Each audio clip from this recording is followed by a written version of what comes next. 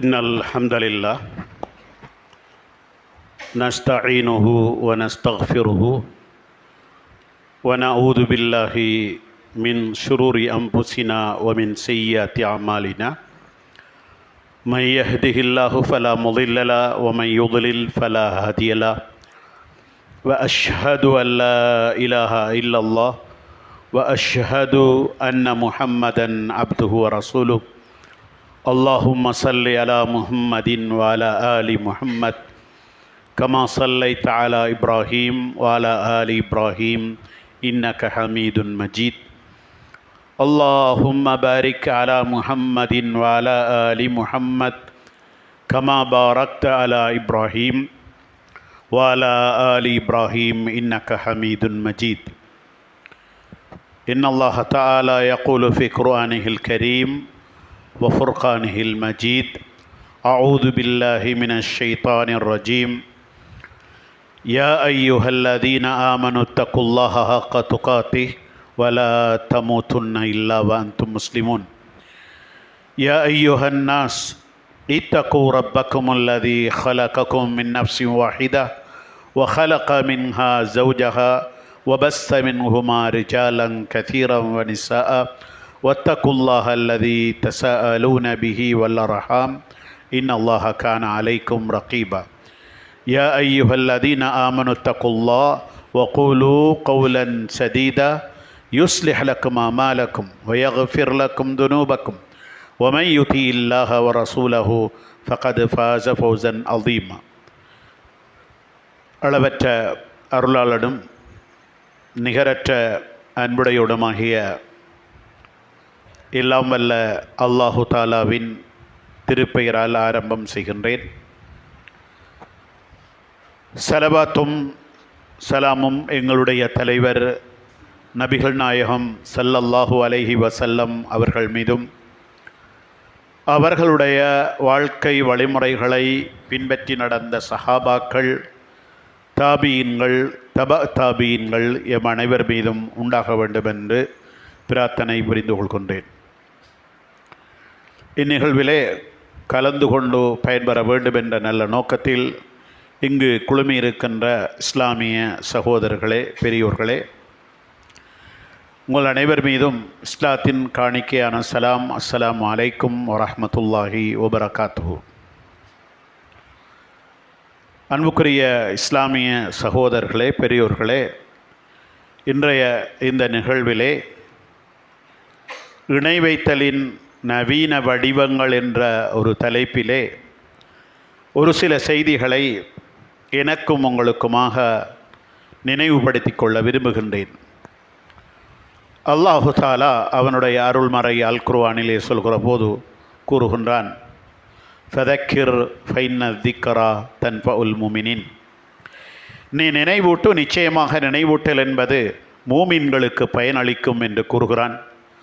அந்த வகையில் இந்த நினைவூட்டல் பேசுகின்ற எனக்கும் கேட்கின்ற உங்களுக்கும் பயனளிக்க வேண்டுமென்று எல்லாம் வல்ல அல்லாஹு தாலாவிடம் முதற்கண் பிரார்த்தனை புரிந்து கொள்கின்றேன்.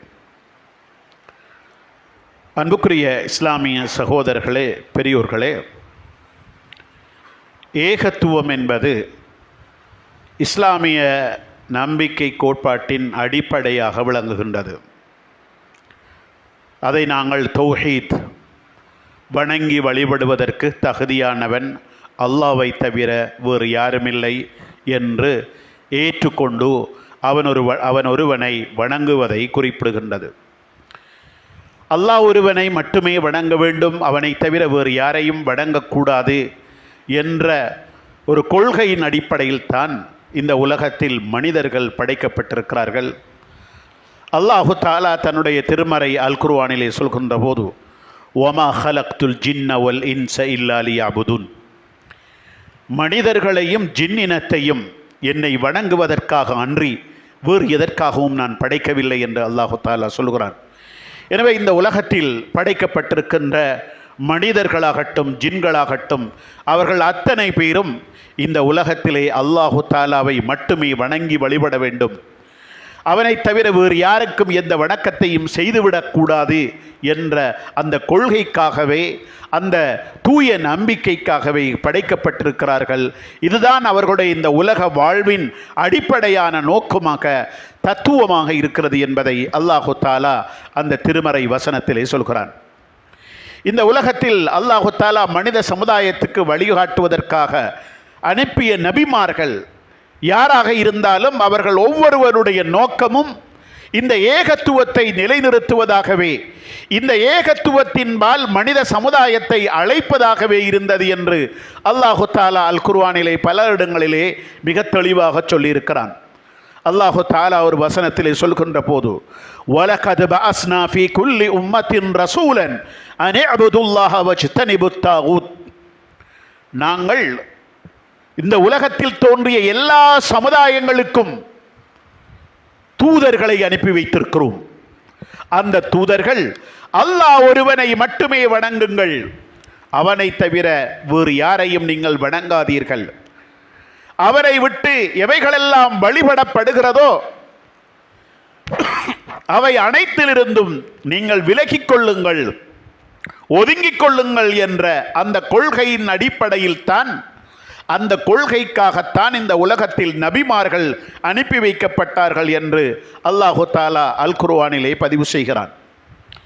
எனவே இந்த அளவுக்கு முக்கியத்துவம் வாய்ந்த ஒரு விடயமாக இந்த தௌஹீத் என்று சொல்லுகின்ற ஏகத்துவம் காணப்படுகிறது. இந்த ஏகத்துவத்துக்கு எதிரான, தௌஹீதுக்கு எதிரான சிந்தனையாகவே ஷிர்க் என்று சொல்கின்ற அந்த இணை வைத்தல் காணப்படுகிறது. எங்கு தௌஹீத் இருக்கிறதோ அங்கு இணை வைத்தல் இருக்க வாய்ப்பு இல்லை. இணை வைத்தல் இருந்தால் அங்கு தௌஹீத் இருக்க போவதில்லை. எனவே இந்த இரண்டும் ஒன்றொன்று எதிரானவைகள், எதிரும் புதிரானவைகள். எனவே அன்புக்குரிய சகோதரர்களே, இந்த தௌஹீதுக்கு எதிரான ஒரு அடிப்படையான சித்தாந்தமாகவே, சிந்தனையாகவே, கொள்கையாகவே இந்த ஷிர்க் என்று சொல்கின்ற இணை வைத்தல் காணப்படுகிறது. தௌஹீதை ஏற்றுக்கொண்ட முஸ்லிமிடம், ஒரு விசுவாசியிடம் எக்காரணம் கொண்டும் இணை வைத்தல் என்ற இந்த சிந்தனைகள் இருந்துவிடக்கூடாது என்பதிலே நாங்கள் மிக தெளிவாக இருக்க வேண்டும். இணை வைத்தல் அல்லது ஷிர்க் என்று சொல்கின்ற போது மிக எளிமையாக அல்லாஹு தாலா ஒருவனுக்கு இருக்கின்ற ஆற்றல், அதிகாரத்தை அவன் அல்லாத சக்திகளுக்கு இருப்பதாக நம்புவது, அல்லாஹு தாலாவுக்கு மட்டுமே செய்ய வேண்டிய வணக்க வழிபாடுகளை அவன் அல்லாத ஏனைய படைப்பினங்களுக்கு செய்வது, அல்லாஹு தாலாவிடம், அல்லாஹு தாலாவுக்கென்று இருக்கின்ற அழகிய திருநாமங்கள், அவனுடைய பெயர்கள், பண்புகளில் நாங்கள் அல்லாஹ் ரசூலுடைய வழிமுறைக்கு மாற்றமாக, போதனைகளுக்கு மாற்றமாக அந்த அல்லாஹு தாலாவுடைய பெயர்களையும் பண்புகளையும் அணுகுவது, விளங்குவது, புரிந்து கொள்வது என்பது இத்தகைய ஷிர்க் என்று சொல்கின்ற இணை வைத்தலுக்கு நம்மை கொண்டு சேர்க்கின்ற விடயமாக இருக்கும் என்பதை நாங்கள் ஒவ்வொருவரும் புரிந்து கொள்ள வேண்டும். உண்மையிலே அன்புக்குரிய சகோதரர்களே, பெரியோர்களே, இந்த உலகத்தில் ஏகத்துவத்தை விட்டு மனிதர்களை திசை திருப்பி ஷிர்க் என்று சொல்கின்ற இந்த இணை வைத்தலின் பால் அந்த மனிதர்களை அழைத்து செல்வது என்பது ஷைத்தானுடைய மிக பிரதானமான பணியாக இருக்கிறது. இந்த உலகத்தில் மனிதர்களை கெடுப்பதற்கு, அவர்களை நாசமாக்குவதற்கு, அவர்களை சுவர்க்கத்தில் இருந்து தூரப்படுத்தி நரகத்தின் பால் அவர்களை அழைத்து செல்வதற்கு அவன் பல்வேறு வகையான கைங்கரியங்களையும் உத்திகளையும் பயன்படுத்துகின்றான்.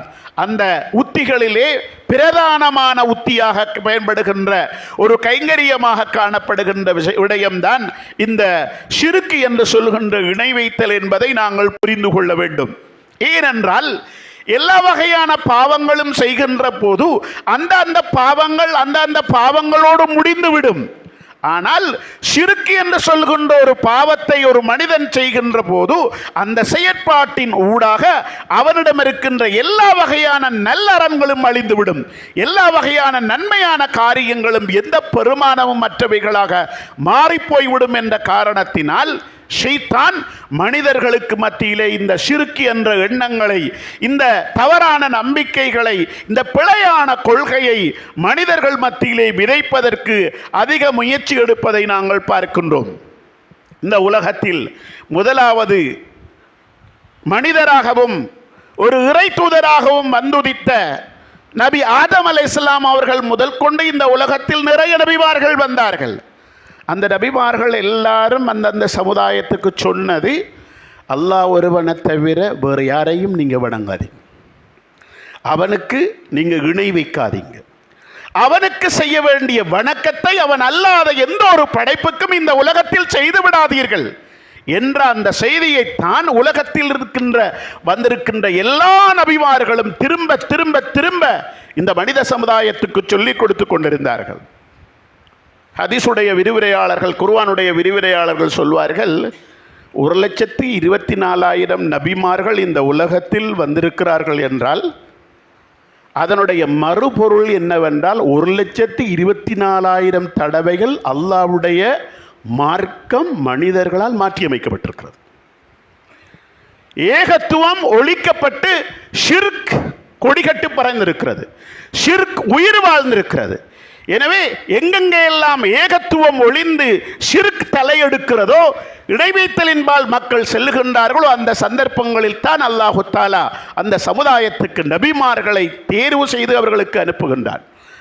பல்வேறு நபிமார்களுடைய பிரச்சாரத்தில் பல்வேறு வேறு விடயங்கள் பிரதானமான உள்ளடக்கங்களாக இருந்தாலும் எல்லா நபிமார்களுடைய பிரச்சாரத்திலும் முதன்மைப்படுத்தப்பட்ட விஷயமாக இருந்தது, அல்லாஹ் ஒருவனை மட்டும் நீங்கள் வணங்க வேண்டும், அவனை தவிர வேறு யாரையும் நீங்கள் வணங்கக்கூடாது, அவனுக்கு இணை வைத்து விடக்கூடாது என்பது எல்லா நபிமார்களுடைய பிரச்சாரத்தினும் மூல அம்சமாக சார அம்சமாக விளங்கி இருக்கிறது என்பதை நாங்கள் வரலாற்றிலே பார்க்கிறோம். ஆக அன்புக்குரிய சகோதரர்களே, 1,24,000 நபிமார்கள் இந்த உலகத்துக்கு வந்தார்கள் என்று நாம் வைத்துக்கொண்டால் 1,24,000 தடவைகள் தௌஹீது மாசுபடுத்தப்பட்டிருக்கிறது. தௌஹீதுடைய இடத்தில் ஷிர்க் கோலோச்சி இருக்கிறது, ஷிர்க் உயிர் பெற்றிருக்கிறது. எனவே அந்த ஷிர்க்கை அழிப்பதற்குத்தான் நபிமார்கள் வருகிறார்கள். திரும்ப ஒரு நபி வந்து தந்த உலகத்தில் பிரச்சாரம் செய்து அவர் இந்த உலகத்தை விட்டு போனதுக்கு பிறகு மீண்டும் ஏகத்துவம் படிப்படியாக செல்வாக்கு இழந்து திரும்ப மீண்டும் மீண்டும் ஷிர்க் எழுகிறது. அதற்கான முயற்சியை, அதற்கான எல்லா வகையான உத்திகளையும் ஷைத்தான் செய்து கொண்டிருக்கின்றான். ரசூல் ஸல்லல்லாஹு அலைஹி வஸல்லம் அவர்கள் இறுதி நபி, அவர்களுக்கு பிறகு நபி வரமாட்டார்கள், மறும நாள் வரைக்கும் இன்னும் ஒரு நபி வரப்போறல்ல என்ற ஒரு நிலை இருக்கிற போது ஷிர்க்குடைய வேகமும் வளர்ச்சியும் நிச்சயமாக இருந்து கொண்டு தான் இருக்க போகிறது. உலமாக்கள், மார்க்கத்தை கற்றறிந்தவர்கள் இந்த பணியை தெளிவாக செய்ய தவறுகின்ற போது, அல்லது அந்த பணி வீரியம் குறைந்து விடுகிற போது, அல்லது அந்த பணி செல்வாக்கிழந்து விடுகிற போது நிச்சயமாக ஷிர்க்குக்கான பாதைகளும் வழிகளும் திறக்கப்பட்டு கொண்டே இருக்கும். எனவே அன்புக்குரிய சகோதரர்களே, மார்க்கத்தை கற்றறிந்தவர்கள் என்ற வகையில், அதை புரிந்து கொண்டவர்கள் என்ற வகையில் ஏகத்துவத்தை நிலைநிறுத்துவதற்கான போராட்டம் இந்த உலகத்தில் தொடர்ந்து நடந்து கொண்டிருப்பது போல ஷிர்க்கை ஒழிப்பதற்கான போராட்டமும் உலகம் அழிகின்ற நாள் வரைக்கும் நடந்து கொண்டுதான் இருக்க வேண்டும். அவ்வாறு நடக்கின்ற போதுதான் சரியான ஏகத்துவத்தின் பால் மனித சமுதாயத்தை கொண்டு வந்து சேர்ப்பதற்கான வாய்ப்பு நமக்கு கிடைக்கும்.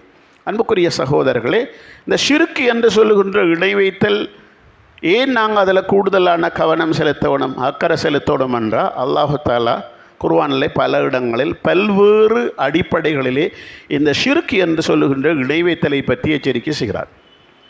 அல்லாஹு தஆலா முதலாவது இந்த ஷிர்க்கை பற்றி சொல்கிற ஒரு விஷயம், இது மிகப்பெரிய ஒரு அநியாயம், மிகப்பெரிய ஒரு அக்கிரமம். எதை எந்த இடத்துல வைக்கணுமோ அதை அந்த இடத்துல வைக்கிறது தான் நீதி, அதுதான் நியாயம். தகுதி இல்லாத ஒன்றை நாங்கள் பொருத்தமற்ற அந்த இடத்துல கொண்டு போய் வைக்கிறது என்கிறது மிகப்பெரிய அநியாயம். இந்த உலகத்தில் வணக்கம் அல்லாஹ் ஒருவனுக்கு மட்டும்தான் செய்யப்பட வேண்டும். யார் படைத்தானோ, யார் பாதுகாக்கின்றானோ, யார் ரிஸ்க் அளக்கின்றானோ, யார் எம்மை பராமரிக்கின்றானோ, யார் எம்மை மரணிக்க செய்கின்றானோ, யார் எம்மை வாழ வைக்கின்றானோ, இவன் தான் வணக்கத்துக்கு தகுதியானவன். அப்படிப்பட்ட ஒருவனுக்கு வணக்கம் செய்வதுதான் நீதி, அவனுக்கு வணக்கம் செய்வதுதான் நியாயம். அது அல்லாமல் அவனால் படைக்கப்பட்ட சிருஷ்டிகளுக்கு, படைப்பினங்களுக்கு வணக்கத்தை செய்கிறது என்பது மிகப்பெரிய அநியாயமாகும். அல்லாஹ் தஆலா குர்ஆனில் சொல்கிறான், இன்ன ஷிர்க லதுல்முன் அதீம், நிச்சயமாக இணை வைத்தல் என்பது மிகப்பெரிய அநியாயமாகும். இதுக்கு மேல ஒரு அநியாயம் இந்த உலகத்தில் இல்லை என்று சொல்ற அளவுக்கு மிக உச்ச நிலையில் இந்த உலகத்தில் ஒரு அநியாயம் இருக்குமாக இருந்தால் அல்லாஹ்வுக்கு இணை வைக்கிறது தான். ஏனைய பஞ்சமா பாதகங்கள், பாவகாரியங்கள், அநியாயங்கள் தான். ஆனால் அந்த அநியாயங்களிலெல்லாம் மிகப்பெரிய அநியாயம் ஷிர்க். ரசூல் ஸல்லல்லாஹு அலைஹி வஸல்லம் அவர்கள் கேட்பார்கள், உங்களுக்கு தெரியுமா அக்பருல் கபாயிர், பெரும் பாவங்களுக்கெல்லாம் பெரிய பாவம். பெரும்பாவங்கள் என்று சொன்னாலே பயங்கரமானவை. அந்த பெரும்பாவங்களுக்கெல்லாம் பெரிய பாவத்தை நான் உங்களுக்கு சொல்லி தரட்டுமா? அது என்ன? அல்லாஹு தாலா உன்னை படைத்திருக்க அவனுக்கு இணையாக இன்னும் ஒன்று இருப்பதாக நீ கருதுவது, அவனுக்கு வழிபாடு செய்யாமல் அவன் அல்லாத படைப்பினத்துக்கு நீங்க வழிபாடு செய்வது, இதுதான் அநியாயங்கள்ல மிகப்பெரிய அநியாயம், பெரும் பாவங்களிலே தலையாய பாவம் என்று அல்லாஹ்வுடைய தூதர் ஸல்லல்லாஹு அலைஹி வஸல்லம் அவர்கள் கூறுகின்றார்கள். அதே போன்று அல்லாஹ் தஆலா குர்ஆனிலே சொல்கிறான், இன்னல்லாஹ லா யக்ஃபிரு அன் யுஷ்ரக பிஹி வ யக்ஃபிரு மா தூன ذلك லிமன் யஷா வ மன் யுஷ்ரிக் பில்லாஹி ஃபகத் ضل ضلالا بعيدا. நிச்சயமாக அல்லாஹ் தஆலா இணை வைப்பதை மன்னிக்க மாட்டான், அது தவிர்ந்த ஏனைய பாவங்களை அவன் விரும்பியவர்களுக்கு மன்னிப்பான். இந்த உலகத்தில் அல்லாஹ் தஆலா மன்னிக்க மாட்டேன் என்று சொன்ன ஒரு பாவம். இந்த உலகத்தில் மனிதன் என்னதான் பஞ்சமா பாதகங்களை செய்தாலும் அந்த பாவங்களை அல்லாஹ் தஆலா நாடினால் அவனை மன்னிப்பான். அவன் கொலை செய்திருக்கலாம், கொள்ளையடித்திருக்கலாம், விபச்சாரம் செய்திருக்கலாம், இன்னபிற பஞ்சமா பாதகங்கள் இதை செய்திருந்தாலும் அல்லாஹ் தஆலா நாடினால் அதை மன்னிப்பேன் என்று சொல்கிறான். ஆனால் நிச்சயமாக இந்த இணை வைத்தலை, எனக்கு நிகராக என்ற சக்தியை, என்ற ஆற்றலை இன்னும் ஒருவருக்கு இருக்கிறதாக நம்புறதை, எனக்கு செய்ய வேண்டிய வழிபாட்டை இன்னும் ஒருவருக்கு செய்வதை நான் ஒருபோதும் பொறுத்துக்கொள்ள மாட்டேன் என்று சொல்லி அல்லாஹு தஆலா மன்னிக்காத குற்றம் என்று இந்த இணை வைத்தலை பற்றி பேசுகிறார். அதனால் நாம் மற்ற பாவங்களை எல்லாம் கதைக்கிறத பார்க்க கூடுதலாக இந்த பாவத்தை பற்றி சமூகத்துக்கு கழிச்சு கொண்டிருக்கணும். ஏனென்றால் மற்ற பாவங்களை எல்லாம் செய்கிறவன் அதை பாவம் என்று நினைத்துக் கொண்டு செய்கிறான். இந்த இணை வைத்தலை செய்கின்றவன் இணை வைத்தலை பாவம் என்று செய்வதில்லை. பல சந்தர்ப்பங்களில் அதை ஒரு வணக்கம் என்று, அதை ஒரு வழிபாடு என்று, அதை ஒரு மார்க்கம் என்று நினைத்துக் கொண்டு செய்கிறான். எனவே அவன் அந்த ஷிர்க்கிலிருந்து வாரத்துக்கு வாய்ப்பு குறைய. அதனால் கட்டாயம் நானும் நீங்களும் தொடர்ந்து இந்த விஷயத்தை பற்றி கதைச்சிக்கிட்டே இருக்கணும். இன்னும் அல்லாஹ் தஆலா சொல்கிறான், இன்னஹு மன் யுஷ்ரிக் பில்லாஹ் ஃபகத் ஹர்ரம அல்லாஹு அலைஹில் ஜன்னah வ மஅவாஹுன் நார் வ மா லில்-ஸாலிமீன மின் அன்சார். நிச்சயமாக யார் இணை வைத்து விட்டார்களோ அவர்களுக்கு அல்லாஹ் தஆலா சொர்க்கத்தை ஹராமாக்கி விட்டான். அவர்கள் செல்லுகின்ற இடம் நரகம்தான். இத்தகைய அக்கிரமக்காரர்களுக்கு யாரும் உதவி செய்ய மாட்டார்கள் என்று அல்லாஹ் தஆலா சொல்கின்றார். என்னுடைய விருப்பம், உங்களுடைய விருப்பம், பூராக இந்த முஸ்லிம் உம்மத்துடைய விருப்பம் எல்லாருக்கும் சொர்க்கத்துக்கு போகணும் என்கிறது. அல்லாஹ் தஆலா சொல்றான், யார் இணை வைக்கிறானோ அவனுக்கு சொர்க்கம் ஹராம். அல்லாஹ் தஆலா ஹராம் என்று சொன்னது. நானும் நீங்களும் 1000 ஹராம் சொல்லிவிட்டு புறவு நடந்து மாறி நடப்போம். ஆனால் இது அல்லாஹ் சொன்னது. யார் நிச்சயமாக இணை வைத்து விட்டார்களோ அவர்களுக்கு சொர்க்கம் ஹராம். எனவே என் தந்தைக்கு சொர்க்கம் ஹராமாகிவிடக் கூடாது, என் தாய்க்கு சொர்க்கம் ஹராமாகிவிடக் கூடாது, எனக்கு சொர்க்கம் ஹராமாகிவிடக் கூடாது, என் மனைவிக்கு சொர்க்கம் ஹராமாகிவிடக் கூடாது, என் பிள்ளைக்கு சொர்க்கம் ஹராமாகிவிடக் கூடாது என்ற கவலை நமக்கு இருக்குமாக இருந்தால் நாங்கள் குடும்பங்களுக்கு மத்தியில், உறவுகளுக்கு மத்தியில் செய்ய வேண்டிய இஸ்லாமிய பணியில் முதன்மையான முற்றுமுழுதான பணி இந்த இணை வைத்தல் தொடர்பாக நாங்கள் குடும்பங்களுக்கு கழிச்சுக்கிட்டு இருக்கோம். அன்புக்குரிய சகோதரர்களே, இந்த இணை வைத்தலை பற்றி நாங்கள் இன்னும் ஏன் கதைக்கணும் தெரியுமா? இணை வைத்தல் செல்கின்ற ஒருவருடைய நன்மைகளை அல்லாஹ் தஆலா ஏற்றுக்கொள்வதில்லை.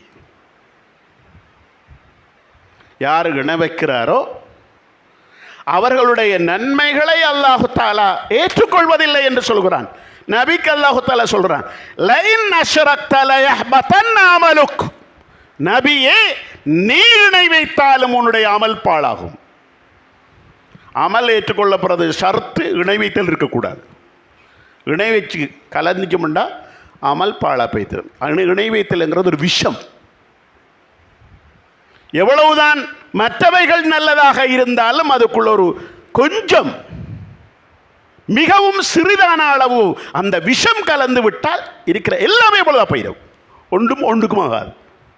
அதே மாதிரி இணை வைத்தல் செய்கின்றவர்களுடைய அமல்கள் அல்லாஹு தஆலாவிடத்தில் ஏற்றுக்கொள்ளப்படுவதில்லை. ஆக அன்புக்குரிய சகோதரர்களை, இந்த இணை வைத்தலை பற்றி சமுதாயத்துக்கு நாங்கள் அடிக்கடி அதிகமாக கழிச்சுக்கொள்ள வேண்டிய தேவைப்பாடு இருக்கிறது. அன்புக்குரிய சகோதரர்களே, இன்றைக்கு நாங்கள் வாழ்கிற காலத்தில் இணை வைத்தல் என்பது நவீன வடிவங்கள் பெற்றிருக்கு என்பதை விட மீளுருவாக்கம் செய்யப்படுகிறது, புத்துயிர்ப்பு செய்யப்படுகிறது. எந்த இணை வைத்தல் எல்லாம் அழிக்கப்பட வேண்டும், ஒழிக்கப்பட வேண்டும் என்ற சமுதாயத்தில் போராட்டங்கள் செய்யப்பட்டதோ அந்த போராட்டங்கள் அப்படியே கால ஓட்டத்தில் மழுங்கடிக்கப்பட்டு மறக்கடிக்கப்பட்டு இணை வைத்தகள் புதிய புதிய ரூபங்களில் புதிய புதிய வடிவங்களில் இன்றைக்கு குடும்பங்களில் உறவுகளுக்குள்ள சொந்த பந்தங்களுக்குள்ள ஊருக்குள்ள உலாவிக் கொண்டிருக்கின்ற ஒரு துரதிர்ஷ்டமான ஒரு நிலையை நாங்கள் பார்க்கிறோம். இந்த இணை வைத்தல்களை எங்களுடைய வீடுகளுக்குள் கொண்டு வந்து சேர்ப்பதில், எங்களுடைய உறவுகளுக்கு மத்தியிலே கொண்டு வந்து சேர்ப்பதில் இன்றைக்கு இருக்கின்ற நவீன தொடர்பு சாதனங்கள் மிகப்பெரிய பங்களிப்பை செய்கிறது. நாம் ஒரு காலத்தில் அங்கே நடந்தையாம் இங்கே நடந்தையாம் அப்படியாம் இப்படியாம் என்று கேள்விப்பட்ட இணை வைத்தல் எல்லாம் இன்றைக்கு நம்மளோட வீட்டுக்கு இருந்து பார்க்குற அளவுக்கு நிலைமை வந்திருக்கிறது.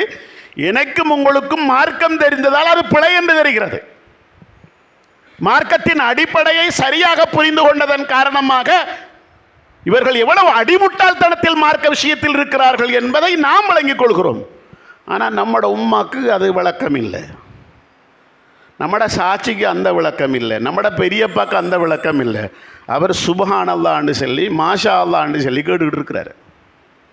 எனவே இத்தகைய நவீன உத்திகளை கையாண்டு இந்த இணை வைத்தல் பரப்பப்படுகின்ற காலத்தில் இந்த இணை வைத்தலுக்கு எதிரான போராட்டமும் எல்லா வகையான உத்திகளையும் பயன்படுத்தி முடுக்கிவிடப்பட வேண்டிய கட்டாயமான காலத்தின் தேவை நம் எல்லோருக்கும் இருக்கிறது என்பதை நாங்கள் ஒவ்வொருவரும் புரிந்து கொள்ள வேண்டும். அன்புக்குரிய சகோதரர்களே, இன்றைக்கு சூபித்துவம் என்கிற போர்வையில், தரீக்காக்கள் என்ற போர்வையில், வஹதத்துல் வுஜூத் என்ற போர்வையில் ஷிர்க் இன்றைக்கு சந்தைப்படுத்தப்பட்டு கொண்டிருக்கிறது.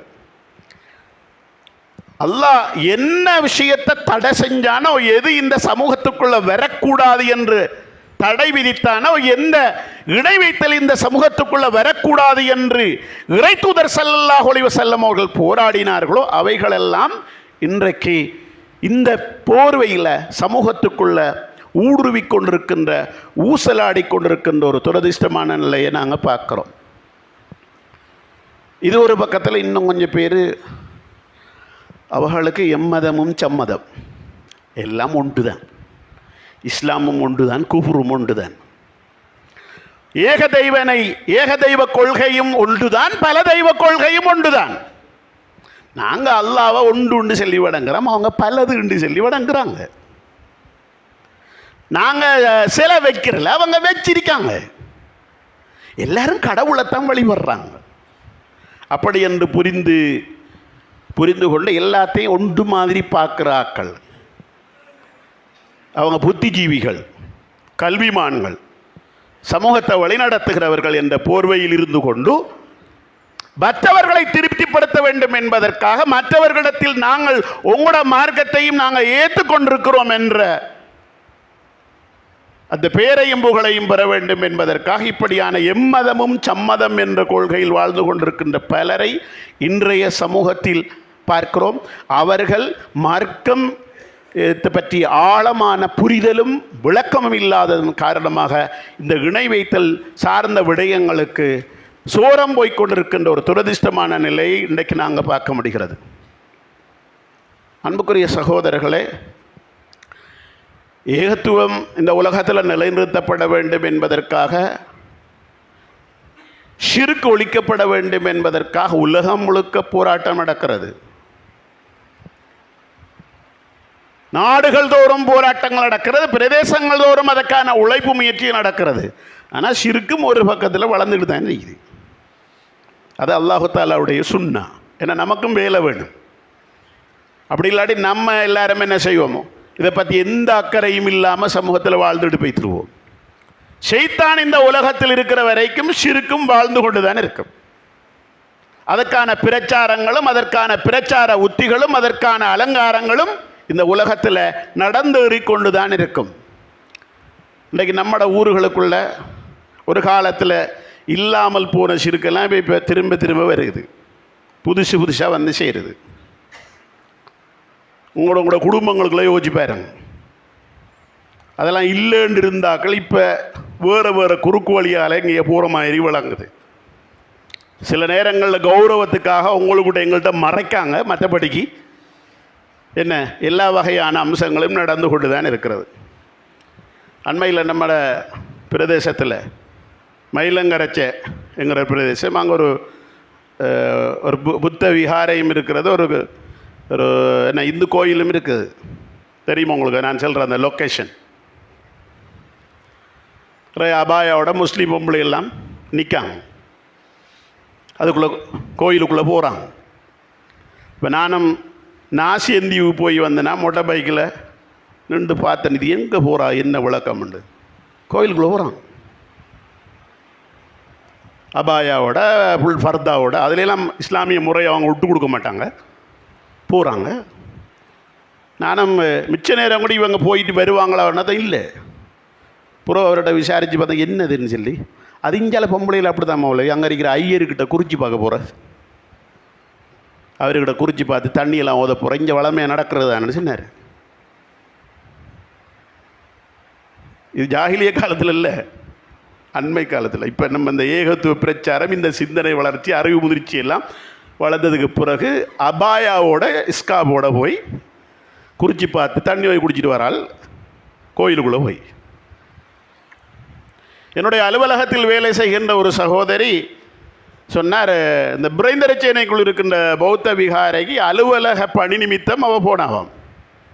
அங்கே போய் நிறைய முஸ்லீம் பொம்பளையெல்லாம் வராங்க.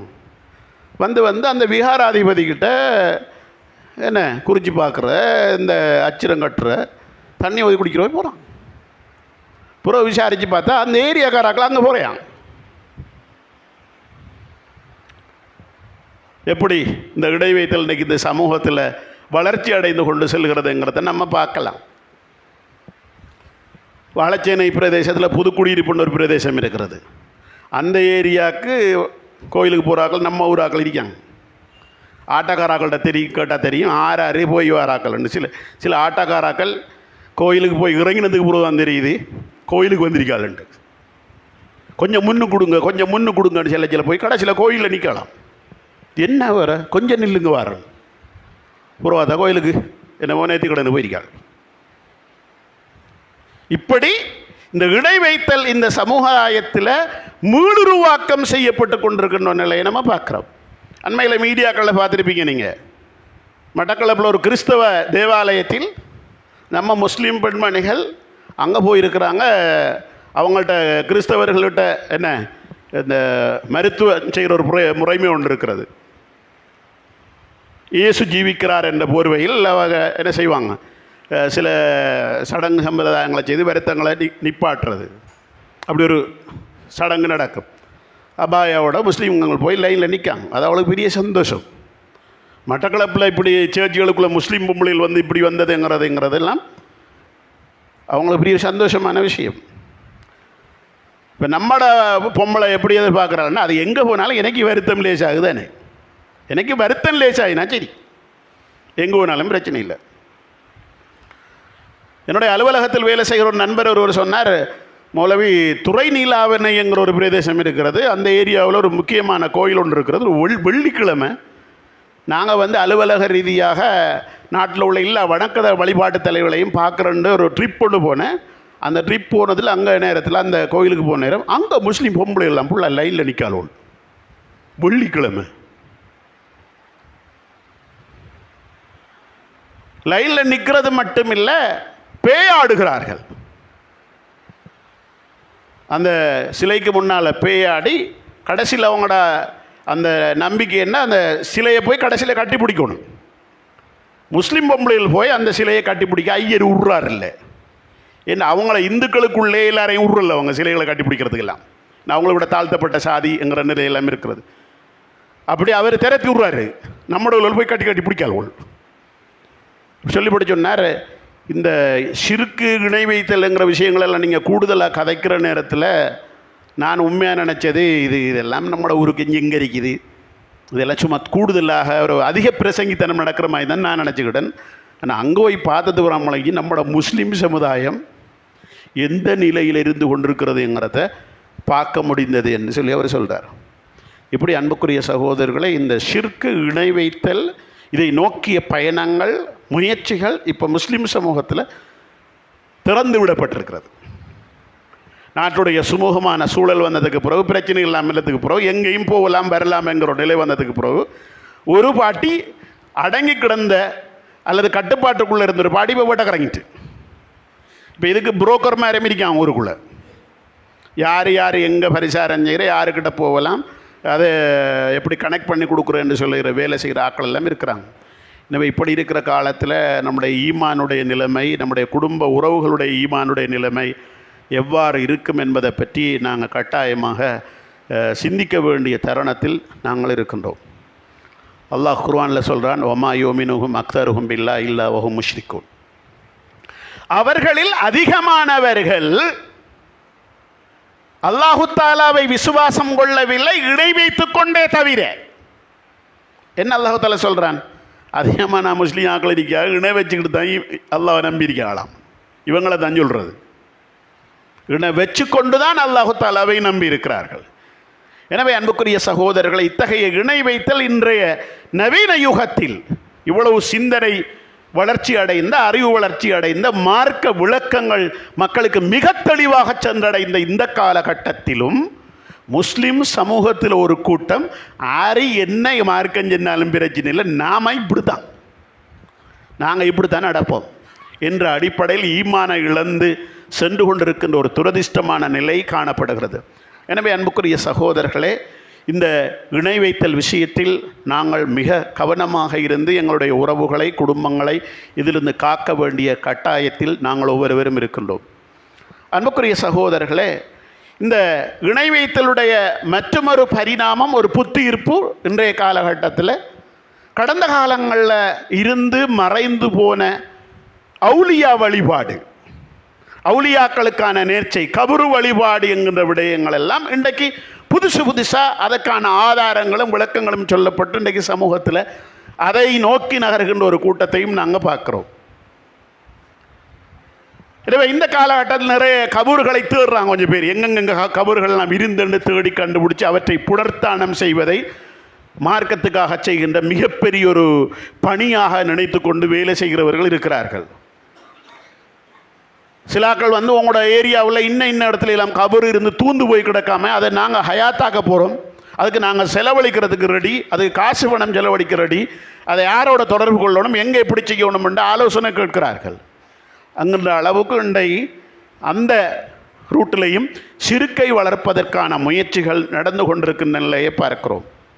இப்போ நம்முடைய பிரதேசத்தில் இருக்கின்ற கபரடிகள் எல்லாமே இப்போ புதுப்பிக்கப்பட்டிருக்கிறது. காரமுன் அவுலியா, அங்கால என்ன நிறைய அவுலியாக்கள் உங்களுக்கு தெரியும், காணிக்க வேப்பையடி அவுலியா, உச்சோடக்கல் அவுலியா, அப்படி நிறைய அவுலியாக்கள் கபறுகள் எல்லாம் புனர்த்தானம் செய்யப்பட்டு கொண்டு இப்போ வழிபாடுகள் எல்லாம் நடக்கிறது. இந்த கபறுகளை புனர்த்தானம் செய்வதிலும் அவற்றுக்கு செலவு செய்கிற விஷயத்திலும் நம்முடைய பிரதேசத்தில் இருக்கிற ஷியாக்கள் மிகப்பெரிய பங்களிப்பை செய்கிறார்கள். அவர்களுக்கு கபரு வணக்கம்டா உசிறு. ஏன்னா அந்த கபரு வணக்கத்தை கட்டி காப்பதில் மிகப்பெரிய பங்களிப்பு செய்தவர்கள் வரலாற்றில் ஷியாக்கள். எனவே அவர்களும் நம்முடைய ஊருக்குள்ளே இருந்து இதெல்லாம் ஊக்குவிக்கிற மாதிரி, ஏன்னா நம்மட ஆக்களுக்கு அதெல்லாம் கொஞ்சம் ஊக்குவித்தா கொஞ்சம் அவங்க இஸ்லாத்தில் இருக்கிற ஆக்கள்னு பார்க்குறாங்க. இவனோடலாம் இல்லாமல் ஆக்கி போட்டானோ இவங்க உண்மையான இஸ்லாத்துக்கு நம்மளை கொண்டு வர போகிறாங்கன்னு நினச்சி இந்த கபரு வழிபாடுகளுக்கு பின்னால் அலைகின்ற பலரை நாங்கள் பார்க்குறோம். ஏராவூரில் மீராலப்பை அவுலியா என்ற ஒரு கபராடி இருக்கிறது. நம்மளோட ஊரில் இருந்து இப்போ போராக்கள்ற வீதமும் கூடி இருக்கிறது. ஏறாவூர் போயினண்ட அந்த சந்தியிலிருந்து இறங்கி போராக்கள், ஆட்டா பிடிச்சி போராக்கள் கொஞ்சம் விசாரித்து பார்த்தா தெரியும். அந்த பக்கத்தில் இருக்கிற பள்ளி வாசலுக்கு போன நேரம் உள்ளுக்கு போய் என்ன நடக்குதுன்னு பார்ப்போம்னு பார்த்தா 4-5 பேர் கபூரில் படுக்கான். கபூரில் படுக்கான். ஒரு ஆள் நெத்தியை வச்சு சுஜூதில் வச்சு கபூரில் தலையை வச்சுட்டு இருக்கார். இப்படி ஈமானை இழந்து அல்லாஹு தாலாவுக்கு செய்ய வேண்டிய வழிபாடுகளை அல்லாஹ் அல்லாதவர்களுக்கு செய்கின்ற ஒரு நிலையை நம்ம பார்க்குறோம். உண்மையில் இந்த கபர் வழிபாட்டுக்காரெல்லாம் சொல்லுகின்ற மிகப்பெரிய இவங்களையெல்லாம் நாங்கள் அல்லாண்டா சென்னது, நாங்கள் அல்லாண்டு செல்லலையே.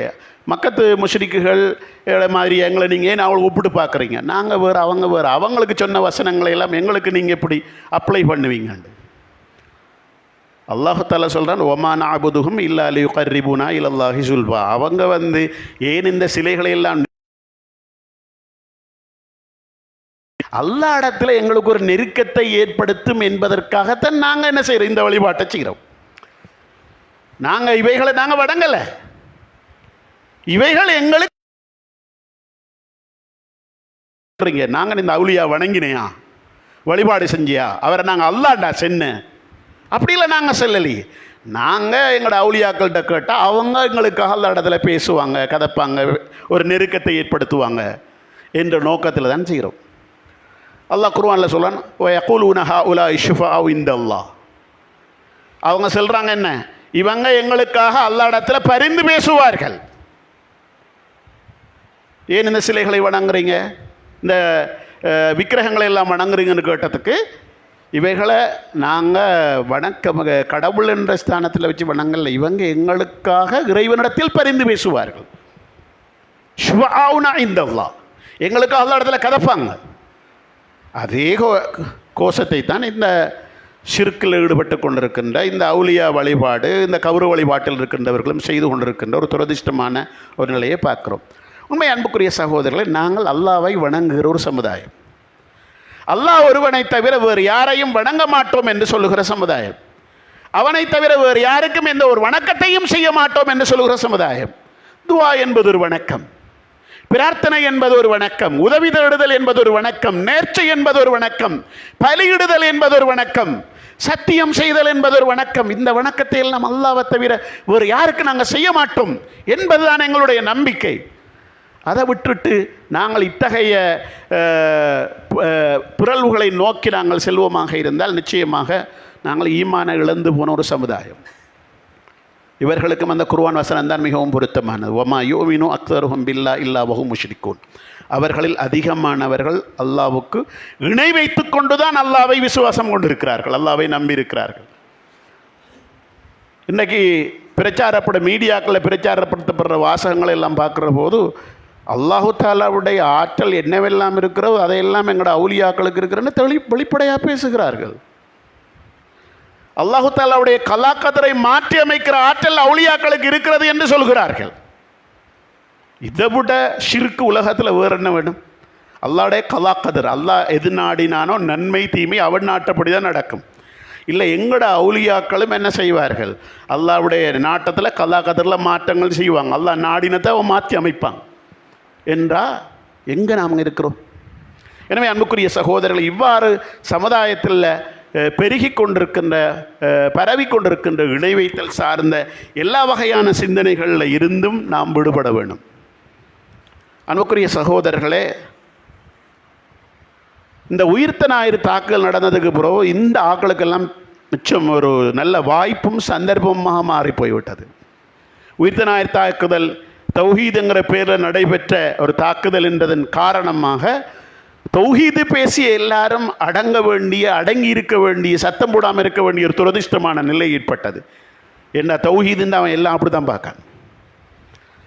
எனவே இந்த சந்தர்ப்பம் அவர்களுக்கு நல்ல வாய்ப்பாக போனது. தௌஹீத் பிரச்சாரம் இல்லை, இவைகளெல்லாம் சுட்டி காட்டுற அளவுக்கு பிரச்சாரங்கள் எல்லாம் இல்லை, எல்லாம் கட்டுப்படுத்தப்பட்டிருக்கு. இந்த சந்தர்ப்பத்தை பயன்படுத்தி தங்களுடைய எல்லா ஷிர்க்கையும் உயிர்ப்பிக்கின்ற வேலையை அவங்க செஞ்சதோட நம்மளை காட்டி கொடுக்குற வேலையை மிக தெளிவாக செய்தார்கள். எங்கெங்கெல்லாம் போட்டு கொடுக்கலுமோ இலங்கையில் உள்ள உலமாக்கள், உலமா சபை, மதரசாக்கள், மிகப்பெரிய கல்விமான்கள், புத்திஜீவிகள் எல்லாரையும் போட்டு கொடுத்தாங்க. இவங்க தான் என்ன பயங்கரவாதிகள், இந்த தௌஹீதுக்காராக்கள், இவங்க தான் அந்த ஜஹ்ராண்ட ஆக்கள்னு சொல்லி போட்டு கொடுத்து அவனோடும் ஒரு பக்கத்தில் புலனாய்வு டென்ஷன் ஆகிட்டானவன். நாங்கள் நினச்சி போன விஷயம் என்னமோ, நடக்கிறது என்னமோ. அவனால் உயிர்த்த ஞாயிறு தாக்குதல்னதுக்கு பிறகு அவங்க தேட துவங்கின விஷயம் வேறு. ஆனால் நாம சொல்லி கொடுத்த விஷயம் வேறு. கிடக்கிற எல்லாரையும் பயங்கரவாதி ஆக்கினான். ஊருக்குள்ள ஒத்தரும் தப்ப இல்லை. எனவே இப்படியான இந்த சந்தர்ப்பங்களை சாதகமாக பயன்படுத்தி கொண்டு தங்களுடைய சிற்க, தங்களுடைய இணை வைத்தல அரங்கேற்றுகின்ற எல்லா வகையான கைங்கரியங்களையும் திட்டமிட்டு செய்தார்கள். ஆனால் அல்லாஹ் தஆலா அந்த புலனாய்வுத்துறை சார்ந்த மாற்று மதத்தவர்களுக்கும் விஷயத்தை வழங்கிட்டான். இப்போ அவன் நிறைய பேர் தௌஹீதை படிச்சுட்டான், நமக்கு விளக்கம் சொல்கிறான். நீங்கள் எந்த மதுஹபு, ஷாபி மதுஹபா, ஹனபி மதுஹபா, நீங்கள் கூட்டுத்துவா ஓதுறையா, நீங்கள் செலவாத்து செல்றையா, நீங்கள் குணுத்து ஓதுறையா, நீங்கள் நெஞ்சில் தக்பீர் கட்டுறையா, நீங்கள் விரல் அசைக்கிறையாண்டெல்லாம் அவன் தெளிவாக விளக்கம் கேட்கான். யாரு? முஸ்லீம் அல்ல. இதெல்லாம் போய் சொல்லி கொடுத்தது. ஏன்னா அவன் தௌஹீதுன்னு சொன்னால் அவர் அடையாளப்படுத்த பார்க்குறாரு. இவர் குணுத்து ஓதாதவராக இருப்பார், விரல் அசைக்கிறவராக இருப்பார், நெஞ்சில் தக்பீர் கட்டுறவராக இருப்பார், கூட்டுத்துவா ஓத மாட்டார். இதெல்லாம் எடுக்கிறாரு. பெண்கள் ஹிஜாபு போடணும்னு சொல்லுவாங்க. இவெல்லாம் வஹாபிகள் அல்லது தௌஹீதுகள் எல்லாத்தையும் போட்டு கொடுத்திருக்கிறான். இவ்வாறான இந்த நெருக்குவாரங்களுக்குள்ள ஏகத்துவத்தை பாதுகாக்க வேண்டிய, ஏகத்துவத்தின் வாழ்வுக்காக உழைக்க வேண்டிய பாரிய பொறுப்பு நமக்கு, கடமை நமக்கு இருக்கிறது. நாங்கள் வாயை பொத்திட்டு இருக்க முடியாது, பேசாமல் இருக்க முடியாது. அப்படி ஒரு சூழல் வருமாக இருந்தால் இன்றைக்கு இந்த மீடியாக்கள் ஊடாக பிரச்சாரப்படுத்துகிற விடயங்கள் தான் இஸ்லாம் என்று அடுத்த தலைமுறை புரிந்து கொள்ளும். எனவே அடுத்த தலைமுறையை நாங்கள் சரியான இஸ்லாத்தின் அடிப்படையில் வளர்ப்பதற்கும், சரியான ஈமானையுடைய உள்ளங்களிலே கொண்டு சேர்ப்பதற்கும், ஏகத்துவத்தை தெளிவாக சொல்லுகின்ற, ஷிர்க்குக்கு எதிரான போராட்டத்தை மிகவும் வீரியமாக செய்கின்ற பணியை நாங்கள் எல்லாரும் தொடர்ச்சியாக செய்து கொண்டு இருக்க வேண்டிய ஒரு காலத்தின் கட்டாய தேவையில் இருக்கிறோம். இதனால் நிறைய பிரச்சனை இருக்குது, அசௌகரியங்கள் இருக்குது, சங்கடங்கள் இருக்கிறது, நிறைய அதில் நெளிவு சொலிவுகள் இருக்குது, ஏற்றத்தாழ்வுகள் இருக்கிறது. எல்லாவற்றுக்கும் மேலே ஏகத்துவம் வாழ்ந்து நாம் மரணிக்கிறது. நாங்கள் ஏகத்துவம் வாழ்வதனூடாக எங்களுடைய உயிர் போயிருமாயிரு, அல்ஹம்துலில்லாஹ். ஆனால் ஷிர்க்கை வாழ வைத்து நாங்களும் வாழ்வோமாக இருந்தால் நிச்சயமாக அந்த பாவத்துக்கு துணை போன மிகப்பெரிய குற்றவாளிகளாக நாங்கள் ஆகிவிடுகின்ற ஒரு துரதிர்ஷ்டமான நிலை இருக்கிறது. அல்லாஹ் தஆலா அந்த நிலையில் நம்மை பாதுகாக்கும். அன்புக்குரிய சகோதரர்களே, இன்றைய ஷிர்க்குடைய இணைவைத்துடைய மற்றொரு ஒரு புதிய ஒரு வடிவமாக காணப்படுகின்ற விஷயம்தான் நிறைய பேர் இன்றைக்கு பகுத்தறிவுவாதம் என்கிற ஒரு நிலைக்கு வந்திருக்கிறார்கள். மார்க்கம் சொல்லுகின்ற, சமயம் சொல்லுகின்ற எந்த விடயமாக இருந்தாலும் என்னுடைய பகுத்தறிவுக்கு படும் என்றால் மட்டும்தான் ஏற்றுக்கொள்வேன். என்னுடைய பகுத்தறிவுக்கு அது படலன்னு சொன்னால் அதை என்னால் புரிந்து கொள்ள முடியலண்டா அதை ஏற்றுக்கொள்ள முடியாது என்கின்ற அடிப்படையில் இறை நம்பிக்கையில் சந்தேகத்தை உண்டு பண்ணுகின்றவர்கள், தூதுத்துவத்தில் சந்தேகத்தை உண்டு பண்ணுகின்றவர்கள், குர்ஆனிலே சந்தேகத்தை உண்டு பண்ணுகின்றவர்கள், ஹதீஸிலே சந்தேகத்தை உண்டு பண்ணுகின்றவர்கள், மறுமை நம்பிக்கையில் சந்தேகத்தை உண்டு பண்ணுகின்றவர்கள், கபரு வாழ்க்கையில் சந்தேகத்தை உண்டு பண்ணுகின்றவர்கள் என்று ஒரு கூட்டம் இன்றைக்கு உருவாகி இருக்கிறார்கள். எல்லாம் பகுத்தறிவு. அவங்களும் ஒரு வகையான புத்திஜீவிகள், இன்டலெக்சுவல். நாங்கள் சும்மா குர்ஆன் சொல்கிறதுங்கிறதுக்காக வேண்டி, ஹதீஸ் சொல்கிறதுங்கிறதுக்காக வேண்டி, மார்க்கம் சொல்கிறதுக்காக வேண்டி எல்லாம் முட்டாள்தனமாக நாங்கள் ஏற்றுக்கொள்ள மாட்டோம். எங்களோட அறிவுக்கு படணும். அன்புக்குரிய சகோதரர்களே, இஸ்லாம்ங்கிறது ஈமான், நம்பிக்கை சார்ந்தது. அல் குர்ஆனும் நபி ஸல்லல்லாஹு அலைஹி வஸல்லமுடைய போதனைகளும் எந்த நம்பிக்கையை நமக்கு கட்டி எழுப்பி இருக்கிறதோ அந்த நம்பிக்கையின் அடிப்படையில் ஏற்றுக்கொள்வதுதான் ஒரு முஸ்லிமுடைய பொறுப்பு. அது என்னுடைய புத்திக்கு பட்டத்தானே ஏற்றுக்கொள்வேன்னா, உங்களோட புத்தி அவ்வளவுக்கு பவர் வாய்ந்ததா? உங்களோட புத்தியுடைய கெட்டித்தனமும் ஆற்றலும் உங்களுக்கு தெரியும். அது நேற்று நல்லதுன்னு சொன்னது இன்றைக்கு போய் பிளண்டு செல்லுது, இன்றைக்கு பிளண்டு சொன்னது திரும்ப நல்லமுன்னு செல்லுது. அல்லாஹ் தஆலா எங்களுடைய அந்த அறிவை, புத்தியை ஒரு சராசரியாக வைத்துக் கொள்ளவில்லை. அது நிச்சயமாக பகுத்தறிவுக்குள்ளே போட்டு நாங்கள் யோசிக்க துவங்கினோம்னு சொன்னால் மார்க்க விஷயங்கள், பல விஷயங்களை நாங்கள் அவுட் ஆகிடுவோம். எனவே அன்புக்குரிய சகோதரர்களே, இஸ்லாம் வஹீக்குத்தான் முன்னுரிமை. என்னுடைய பகுத்தறிவுக்கு படாவிட்டாலும் அல் குர்ஆன் சொல்லுகிறது என்றால் அதை நான் நம்புவேன். என்னுடைய பகுத்தறிவுக்கு படாவிட்டாலும் அல்லாஹ்வுடைய தூதர் ஸல்லல்லாஹு அலைஹி வஸல்லம் அவர்கள் சொன்ன செய்தி ஆதாரபூர்வமாக பதிவு செய்யப்பட்டிருந்தால் அதை நான் நம்புவேன் என்பதுதான் என்னுடைய ஈமான். இன்றைக்கு பகுத்தறிவாதிகள் என்ற போர்வையில், புத்திஜீவிகள் என்ற போர்வையில், கல்விமான்கள் என்ற போர்வையில் மார்க்கத்தின் அடிப்படை தெரியாத பலர் மார்க்கத்தை எங்கிருந்து கற்றுக்கொள்ள வேண்டுமோ அங்கிருந்து கற்றுக்கொள்ளாமல் மேற்போங்காக சில விஷயங்களை தெரிந்து கொண்டு அந்த அறிவுக்குள்ள இந்த மார்க்கத்தின் விடயங்களை எல்லாம் போட்டு உரசி பார்த்து போட்டு அவருக்கு படலையாம் அவரை ஏற்றுக்கொள்ள மாட்டாராம். அன்புக்குரிய சகோதரர்களை, இந்த ஷிர்க்கிலிருந்து பகுத்தறிவுவாதம் இஸ்லாத்தை வஹீயின் கண்ணோட்டத்தில் பார்ப்பது என்பதற்கு அப்பால் பகுத்தறிவுவாதத்தின் அடிப்படையில் மட்டும் நான் இஸ்லாத்தை அணுகுவேன் என்ற இந்த ஷிர்க்கிலிருந்தும் இணை வைத்தலிருந்தும் நாங்கள் விடுபட வேண்டிய ஒரு சூழலிலே நாம் இருக்கின்றோம்.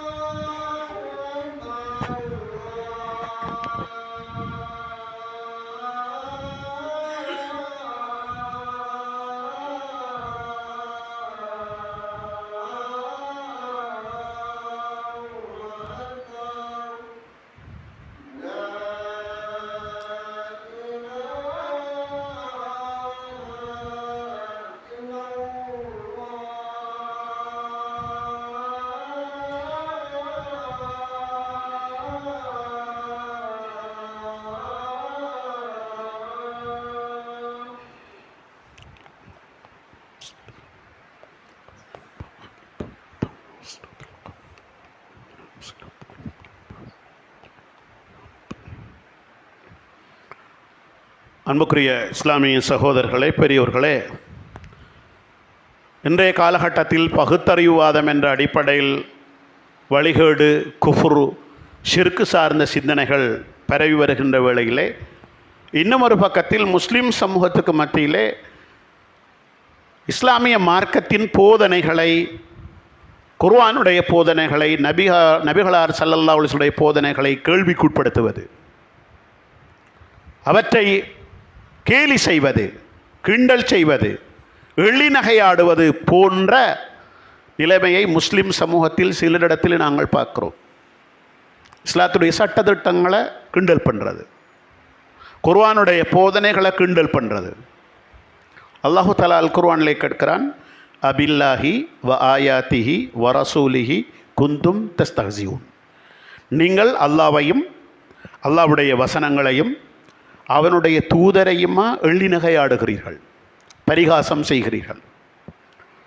ஒரு முஸ்லிம் அவனுடைய நம்பிக்கை அல்லாஹ்வுடைய கட்டளை, அல்லாஹ்வுடைய தூதரின் கட்டளை தனக்கு பிடிப்பு இல்லை என்றாலும் அது இஸ்லாம் சொல்கிறது, அல்லாஹ்வுடைய கட்டளை, தூதருடைய வழிமுறை, அதை நான் மனப்பூர்வமாக ஏற்றுக்கொள்கிறேன் என்று நம்புவதுதான் ஈமான்.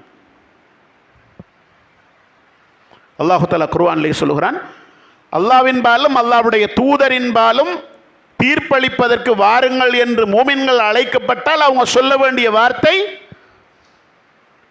நாங்கள் ஈமான் கொண்டோம், கட்டுப்பட்டு நடந்தோம் என்று சொல்வதுதான். இந்த விஷயத்தில் அல்லாஹ்வுடைய சட்டம் இது, அல்லாஹ்வுடைய தீர்ப்பு இது என்றால், நபியுடைய வழிமுறை இது என்றால் அதை கட்டுப்பட்டு நான் நடப்பேன் என்பதுதான் ஈமான். எனவே அன்புக்குரிய சகோதரர்களே, எங்களுடைய விருப்பு வெறுப்புகளுக்கு அப்பால் மார்க்கம் சொல்கிறது, அல்லாஹ்வுடைய கட்டளை சொல்கிறது, குர்ஆன் சொல்கிறது, நபி அவர்கள் சொல்லியிருக்கிறார்கள், நான் ஏற்றுக்கொள்வேன் என்கிறவன் தான் மூமின். அது எனக்கு பிடிக்கல, அதை நான் ஏற்றுக்கொள்ள மாட்டேன், அது எனக்கு என்ன இது அப்படியெல்லாம் ஒரு முஸ்லீமை பொறுத்த வரைக்கும் மார்க்கத்தின் அடிப்படைகளை கற்றுக்கொண்ட ஒரு முஸ்லீம் சொல்ல மாட்டார்.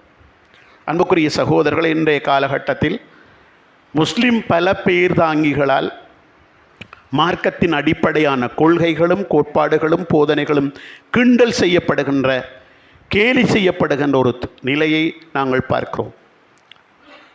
ரசூல் ஸல்லல்லாஹு அலைஹி வஸல்லமுடைய வாழ்வின் பல்வேறு விடயங்களை கேலிக்கும் கிண்டலுக்கும் உள்ளாக்குகிறார். ரசூல் ஸல்லல்லாஹு அலைஹி வஸல்லமுடைய பலதார மனம் கிண்டல் செய்யப்படுகிறது. ரசூல் ஸல்லல்லாஹு அலைஹி வஸல்லம் அவங்க பல பொம்பளைகளை திருமணம் செய்திருந்தார்கள். ஏன் திருமணம் செய்தார்கள், அதற்கான பின்னணி என்ன, அதற்கான தேவைகள் என்ன, அன்றைய சமூக சூழ்நிலை என்ன என்பதையெல்லாம் அறிந்திருந்த ஒரு முஸ்லீம் அதை ஒரு சிறப்பான வழிமுறையாக தெரிந்து கொள்வான். இன்றைக்கு நமக்கு பலதார மனம் செய்ய முடியலைன்னா அது நம்மளோட தனிப்பட்ட விஷயம். அதுக்கான மார்க்கத்தை நாங்கள் கிண்டல் பண்ண முடியாது.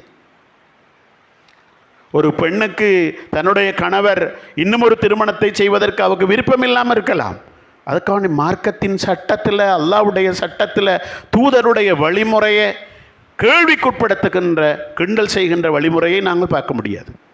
எனவே அன்புக்குரிய சகோதரர், அது எதுவாக இருந்தாலும் சரிதான். இன்றைக்கு நிறைய பெண்ணிலைவாதம் பேசுகின்ற பெண்கள், இஸ்லாம் பெண்களுக்கு வழங்கியிருக்கிற ஹிஜாப், அதனோடு தொடர்பான சட்டத்திட்டங்கள், பெண்களுடைய ஒழுக்கவியலோடு வாழ்வியலோடு சம்பந்தப்பட்ட சட்டத்திட்டங்களை எல்லாம் கேள்விக்குட்படுத்துகிறார்கள்.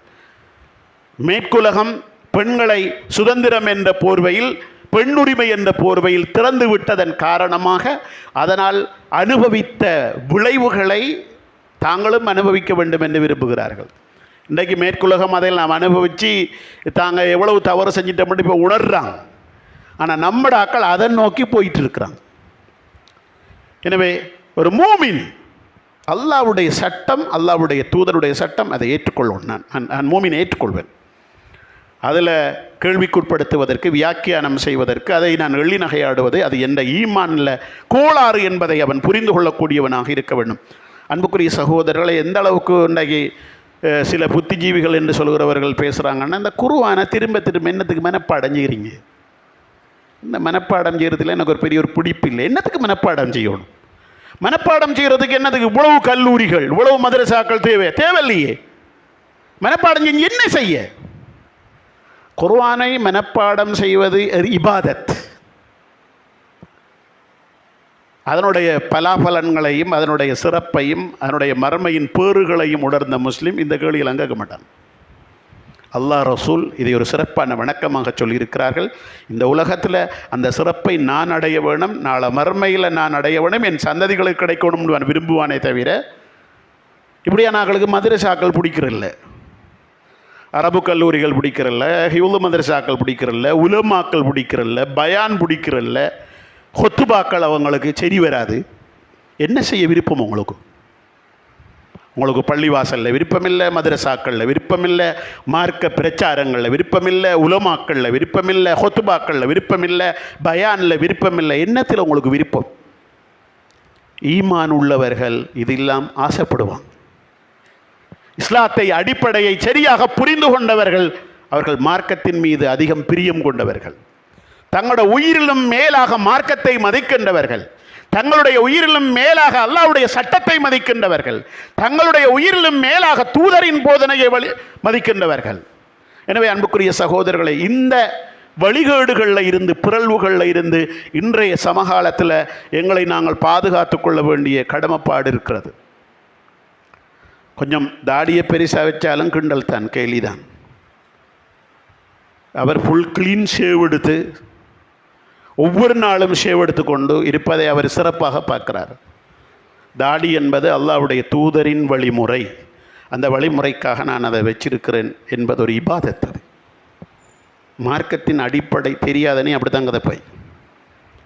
மார்க்கத்தை சரியாக புரிந்து கொண்டவன் அதை எப்படியாவது என் வாழ்நாளில் ஹயாத்தாக்க வேண்டும் என்று அவன் விரும்புவான். எனவே அன்புக்குரிய சகோதரர்களே, சில சுண்ணாக்கள் விஷயத்தில் நமக்கு ஏற்ற இறக்கங்கள் இருக்கலாம், ஏற்ற தாழ்வுகள் இருக்கலாம். அதுக்காக வேண்டி எனக்கு பிடிக்கவில்லை என்பதற்காக அதை விமர்சனம் செய்கிற அளவுக்கு, அதை கேலி செய்கின்ற அளவுக்கு, கிண்டல் செய்கின்ற அளவுக்கு நம்ம மாறினோம்டா நம்மட ஈமான் எங்கேயோ போய்கொண்டிருக்கிறது. மார்க்கம் பற்றிய நம்முடைய நிலைமை மிகவும் அதல பாதாளத்தை நோக்கி போய்கொண்டிருக்கிறது என்பதை நாங்கள் புரிந்து கொண்டு இத்தகைய பிறழ்வுகள் இருந்து இந்த நவீன காலத்தில் எங்களுடைய ஈமானை பாதுகாத்து கொள்ள வேண்டிய கடமைப்பாடு இருக்கிறது. கடைசியாக ஒரு விஷயத்தை நான் சொல்லி முடித்துக்கொள்கிறேன். பொதுவாக இன்றைய எங்களுடைய காலத்தில் ஷிர்க்கு பல்வேறு பரிணாமங்கள், பல்வேறு வடிவங்களில் வளர்ந்து கொண்டிருக்கிற ஒரு நிலையில் இப்போ புதுசாக திரும்ப எல்லாம் பழசு தான், புத்து இருப்புவாதம், ஜின் வைத்தியம், சூனியம் எடுக்கிற, இப்போ புதுசாக ஒரு ரெண்டாக மாறி போயிருக்கிறது. நமக்கும் அடிப்படை மார்க்க விளக்கங்கள் படித்து மிச்சங்காலமாக பெய்து தானே, ஆனால் பல விஷயங்கள் மறந்தும் பெய்து. அப்படி இருக்குமோட எண்ணமும் என்ன செய்யுது, வருகுது. எனக்கிட்ட ஒரு பக்கா தௌஹீதுவாதி கேட்டார், மௌலவி வைஃபு புள்ள பெத்திரிக்கா, புள்ள பெற்றதுக்கு பிறகு என்னமோ துவா போடணுமாமண்டு மாமியா உர்றல்ல, பெரிய கஷ்டமாக கிடக்கு, மருங்க துவாவான் அதுக்கு பேர். எங்கேயாவது குர்ஆனில் ஹதீஸில் எங்கே ஒரு மூலை முடுக்கில் இடம் ஒன்று இல்லையான்னு கேட்டார். பக்கா தௌஹீதுவாதி. இந்த எல்லாரையும் ஆட்டம் காண வைக்க ஒரு பொம்பளை நினைச்சாலண்டா ஒரு தடவைக்கு 2 தடவை 3 தடவைனா கடைசியில் எனக்கு விருப்பம் இல்லை, நீ என்ன நினைச்சை அப்படி விட்டுருவார். அப்படி தான் பலருடைய நிலவரங்களாக மாறி போயிருக்கிறது. இது இந்த ஜின் வைத்தியம், பேய் பிசாசு ஓட்டுறது, சூனியம் எடுக்கிறதுங்கிறதெல்லாம் ஒரு முதலீடு இல்லாத அதிக லாபம் தரக்கூடிய ஒரு தொழில். புதிய சிஸ்டத்தில் அது நம்ம மிச்சம் லேசாக தொழில் உருவாக்கலாம். நீங்கள் எல்லோரும் ஐடியா பண்ணினா முதலீடு செய்யாமல் மிக குயிக்காக ஒரு பணக்காரனாகலாம்டா அதுக்கு நல்ல ஒரு ஏமாந்த கூட்டம் ஊருக்கு இருக்குது. நீங்கள் என்னத்தை சொன்னாலும் வருத்தத்தை சொல்லி, நோயை சொல்லி, அதுக்கு இன்ன பரிகாரம் சொல்லி காசு கறக்கலாம். அப்படி ஒரு கூட்டம் இந்த சமூகத்தில் கறந்து கொண்டு இருக்கிறது. இப்போ புதிய வடிவம் என்னன்னு சொன்னால், ஊருக்கு ஊர் ஆக்களை புரோக்கர்மார்களை வச்சுக்கிட்டு அவர்கள் ஊடாக ஒரு தொடர்பாடல். இப்போ உதாரணமாக என்னை பற்றி உங்களுக்கு நல்லா தெரியும்னா உங்கள்கிட்ட இருந்து ஃபுல்லாக விசாரித்து போட்டு நீங்கள் தொடர்பு கொண்டு இப்படி உங்களோட நான் கதைக்கணும், பேசணும், இப்படி உங்களுக்கு ஒரு வருத்தம் இருக்குது, இப்படி ஒரு பிரச்சனை ஒன்று இருக்குது, எனக்கு தெரியும், அது சூனியம்தான், உங்களோட வீட்டில் அல்லது குடும்பத்தில் இன்னாரில் வைக்கப்பட்டு அதை எடுக்கணும், அதுக்கு கொஞ்சம் செலவாகும். நவீன தொடர்பாடல் வசதிகளில் வாட்ஸ்அப் ஊடாக, ஃபேஸ்புக் ஊடாக இந்த வலைத்தளங்கள் வேலை செஞ்சு கொண்டு இருக்கிறது. நாம் நினச்சிக்கிட்டு இருந்தது இந்த வலிமாவு போகிறது தான் வாட்ஸ்அப் குரூப் வச்சிருக்கானுண்டு. அதையெல்லாம் தாண்டி இந்த சிறுக்கான வேலைகளுக்கெல்லாம் நினைஞ்சிக்கானோ. இப்போ வாட்ஸ்அப் குரூப் உருவாகி கொண்டு அது ஒரு குரூப் வேலை செய்யுது. இப்போ நமக்கு தெரிஞ்ச விஷயத்தை எல்லாம், நமக்கு ஏற்பட்ட பாதிப்பை எல்லாம் நமக்கு தெரியாத ஒருவர் சொன்னால் நமக்கு கொஞ்சம் பிரச்சனை தானே. நீங்கள் இன்னிடத்த இருக்கிறீங்க, உங்களோட வீட்டில் உங்களுக்கு எத்தனை பிள்ளைகள், உங்களோட தொழில் இது, உங்களோட மாமியாவுக்கு இன்ன பிரச்சனை, உங்களோட மகளுக்கு இன்ன பிரச்சனை, நீங்கள் இன்ன பிரச்சனை எதிர்நோக்கி கொண்டு இருக்கிறங்கிற எல்லாத்தையும் அப்படி அச்சொட்டா சொன்ன உடனே நாம் விழுந்துருவோம். நான் இதையெல்லாம் சொல்லிக் கொடுக்குறதுக்கு ஒரு ஆள் பக்கத்தில் இருக்குது, நம்மளை தெரிஞ்ச ஒரு ஆள் அந்த லிங்கில் இருக்கார். நேரத்தோட இது முந்தின காலங்களில் எல்லாம் வேறு முறைகளை பயன்படுது. இப்போ மிச்ச லேட்டஸ்ட்டாக மிக சிம்பிளான ஒரு வழிமுறைகளை கையாண்டு இப்படியான பிஸ்னஸ் எல்லாம் நடக்குது. அவருக்கு ஜின் பிடிச்சிருக்குங்கிறதையும், ஜின் மூலமாக வைத்தியம் செய்கிறதுங்கிறதையும், அந்த ஜின்னை பார்க்கையுமே இல்லாது. நாங்கள் கொஞ்சம் ஜின்னை பார்க்குறோன்னா ஜின்னை பார்க்க இல்லாது. நீங்கள் ஜின்னோட கதைக்கணும்னா கதைக்க இல்லாது. அந்த ஜின் முஸ்லீம் ஜின்னா காபிரி ஜின்னான்னு தெரியணுமே, அப்படியெல்லாம் செய்யலாம். மருத்துவம் தான் செய்யலாம். இப்படியான ஒரு ஏமாற்று பேர்வழிகள் சமூகத்தில் உலாவி கொண்டிருக்கிறார்கள். யாருக்கிட்ட எல்லாம் இந்த வேலை பார்க்கலாம்டா, ஈமான் இல்லாதவர்கள்ட்ட இந்த வேலையை பார்க்கலாம். எனவே சகோதரர்களை மிச்சம் கவனமாக இருக்கணும். சாப்பாட்டில் எப்படி ஹலால் ஹராம் உண்டோ அதே போல் மருத்துவத்திலும் ஹலால் ஹராம் இருக்கிறது. சாப்பாட்டில் ஹராம் இருக்குதுன்னா அந்த ஹராத்தை தின்னா பசி தீராது என்பதல்ல. பசிக்கிற ஒருவருக்கு பண்டி இறைச்சி தின்னா பசி நிற்காமே இருக்கும், நிற்கும் தானே. நாய் இறைச்சி தின்னா அவருக்கு பசி நிற்காதா? நிற்கும். ஹலாலான முறையில் தக்பீர் பண்ணாத ஒரு பிராணி இறகுறச்ச சாப்பிட்டா பசி நிற்காதா? நிற்கும். ஆனால் ஹராம், சாப்பிட்ற ஹராம். அதே மாதிரி மருந்துலையும் ஹலாலும் இருக்கு, ஹராம் இருக்குது. ஹலாலில் செஞ்சாலும் சில நேரம் வருத்தம் நிற்கும், ஹராத்தில் செஞ்சாலும் நிற்கும். ஆனால் ஹராத்தில் செய்யக்கூடாது. எப்படி ஹராத்தை சாப்பிடக்கூடாது என்பதோ அது மாதிரி இப்போ நமக்கு எங்களோட அந்த ஹராம் பார்க்குறதெல்லாம் சாப்பாட்டில் மட்டும்தான். பண்டிரச்சி ஹராம், அல்லாஹ் பாதுகாக்கணும். வாயை கழுகணும், சொன்ன வாயை கழுகணும். நாய் ஹராம், நஜிஸ். வட்டி ஹராம். இந்த ஹராம் எல்லாம் தெரியும். மருத்துவத்திலையும் ஹராம் இருக்கு. மருத்துவத்திலையும் மார்க்கம் அனுமதிக்காத வழிமுறைகள் இருக்கிறது. எனவே இதையெல்லாம் நாங்கள் உள்வாங்கிக் கொண்டு எங்களோட ஈமானை இழந்து போய்விடக்கூடாது. இவ்வாறான தொழில் முயற்சிகளில் ஈடுபடுகிறவர்கள் அல்லாஹ்வை பயந்துக்கணும். நீங்கள் ஒரு சமுதாயம் ஏமாறுகிற சமுதாயத்தை ஏமாற்றி பிழைப்பு நடத்தி கொண்டிருக்கிறீர்கள். இந்த ஏமாத்து பிழைப்பு காலமெல்லாம் நல்லா இருக்காது. இப்படி ஏமாற்றி உழைச்சி இருந்தாக்களையெல்லாம் நாங்கள் ஊருக்கு நிறைய பேரை பார்த்திருக்கோம். அட்ரஸை இல்லாமல் போய்த்தான்.